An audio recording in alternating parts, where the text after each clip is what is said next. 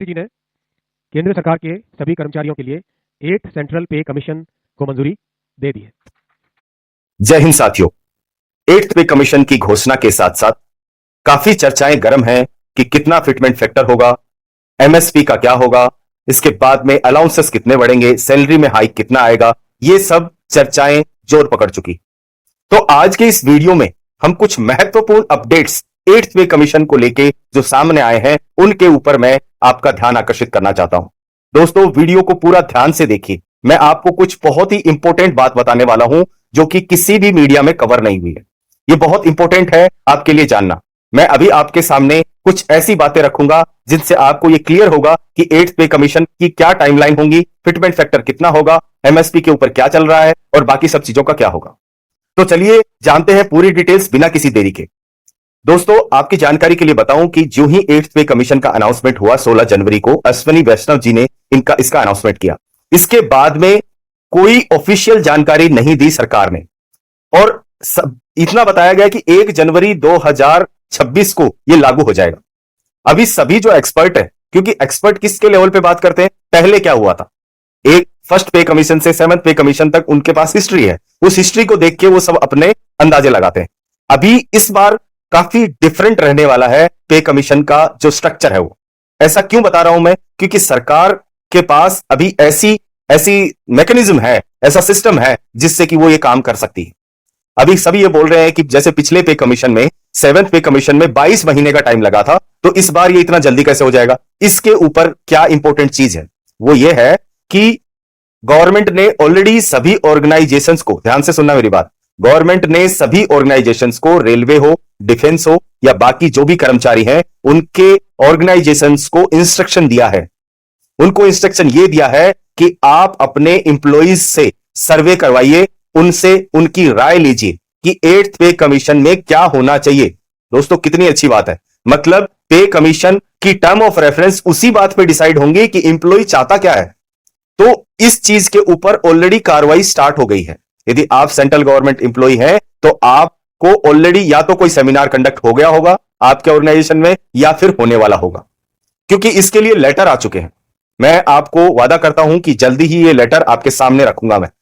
उस लेटर में यह कहा गया है कि जो भी आपको चेंजेस चाहिए या आपकी क्या सिफारिशें हैं, ये इंप्लॉय लेवल पे मांगे हैं ऑर्गेनाइजेशन ने। ऑर्गेनाइजेशन उनको कंपाइल करेगा कि जैसे डिफेंस में क्या क्या मांग रखी गई है, जैसे एमएसपी इक्वल होना चाहिए, बढ़ना चाहिए, बाकी अलाउंसेस, रिस्क अलाउंसेस को कितना बढ़ाया जाना चाहिए, पे लेवल्स में क्या चेंजेस आने चाहिए और फिटमेंट फैक्टर कितना तक होना चाहिए। ये सब जानकारियां ऑलरेडी मांग ली गई है। इनका टाइमलाइन फिक्स किया गया है। टाइमलाइन रखा गया है कि आपको अप्रैल से पहले पहले ये सारी सिफारिशें सेंट्रल गवर्नमेंट को सबमिट करनी है। सेंट्रल गवर्नमेंट उनको इकट्ठा करके और पे लेवल के जो भी सदस्य होंगे उनको यह प्रोवाइड करेगा।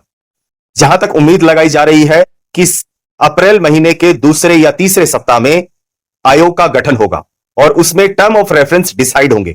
तो टर्म ऑफ रेफरेंस डिसाइड करने के लिए आपको कुछ बेस लाइन चाहिए। तो वो बेस लाइन डाटा जो ऑर्गेनाइजेशन प्रोवाइड करेंगे अपनी सर्वे के मुताबिक, उस डाटा के आधार पर यह टर्म ऑफ रेफरेंस डिसाइड होंगे। यह तो रही बात दोस्तों कि 8th पे कमीशन के अंदर क्या चल रहा है।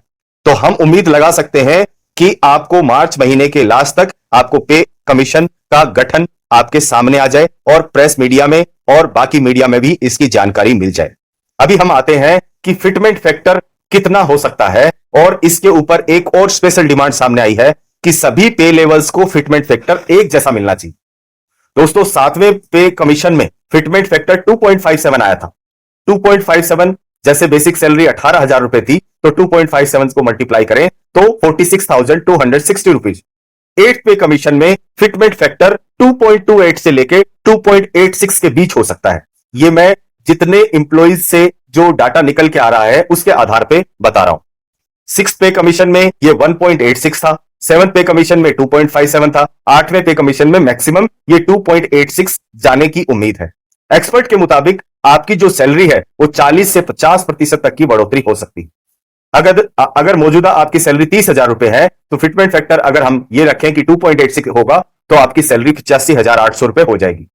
दोस्तों, इस क्रम में एनसीजीसीएम जो कि एक महत्वपूर्ण कमेटी है, उसके जो सेक्रेटरी हैं शिव गोपाल मिश्रा, उनका कहना है कि अलग अलग पे बैंड में फिटमेंट फैक्टर अलग अलग होने से सैलरी में गैप बढ़ता है, इसलिए सभी लेवल पर एक समान फिटमेंट फैक्टर लागू करना जरूरी है। जैसे 7th पे कमीशन में पे बैंड 1 को 2.57 दिया गया था फिटमेंट फैक्टर, और ग्रेड पे जिनकी 4200 से ज्यादा थी उनको दिया गया 2.62। तो ये असमानता थी। अभी सिफारिशें ऐसी हैं कि 8th पे कमीशन में यह असमानता खत्म की जाए और एक जैसा फिटमेंट फैक्टर रखा जाए। दोस्तों, इसके बारे में आपकी क्या राय है कमेंट सेक्शन में जरूर बताइए। अगर आप चैनल पे नए हैं तो सब्सक्राइब जरूर कर लें। दोस्तों, फाइनेंस एक्सप्रेस के रिपोर्ट के अनुसार बैंक बाजार के जो सीईओ हैं आदिल सेट्टी का मानना है कि फिटमेंट फैक्टर बढ़ने से सैलरी में भारी उछाल आएगा। ये तो बहुत कॉमन सी बात है दोस्तों। 7वें पे कमीशन में ये जो उछाल है ये औसतन 23.55% का था और इस बार ये 50% तक का आंकड़ा छू सकता है। दोस्तों, सबसे बड़ा सवाल यह है कि आखिर जो सरकार है वो सभी कर्मचारियों के लिए एक जैसा फिटमेंट फैक्टर मानेगी या नहीं मानेगी। अगर हां, तो सीनियर और जूनियर के बीच में जो सैलरी का गैप है वो कम होगा। ये एक अच्छी बात है दोस्तों। 7वें पे कमीशन में यह कहा गया था कि जिम्मेदारी बढ़ने के साथ अगर सैलरी बढ़ती है तो यह जायज है। क्या इस बार सरकार इस नियम को बदल देगी? तो दोस्तों, आपको क्या लगता है, क्या 8वें वेतन आयोग में सरकार एक समान फिटमेंट फैक्टर देगी? कितना जल्दी यह आयोग का गठन होगा? क्या क्या सिफारिशें मानी जाएंगी? तो आप कमेंट सेक्शन में अपने जो विचार हैं वो जरूर बताइए। अगर आपको वीडियो पसंद आया तो लाइक करें, शेयर करें और चैनल को सब्सक्राइब जरूर करें। नोटिफिकेशन बेल आइकन को दबाना ना भूलें ताकि आप ऐसे जरूरी अपडेट आपको सबसे पहले मिल पाए। दोस्तों, फिर मिलेंगे एक नए अपडेट के साथ। तब तक के लिए जय हिंद, जय भारत, वंदे मातरम।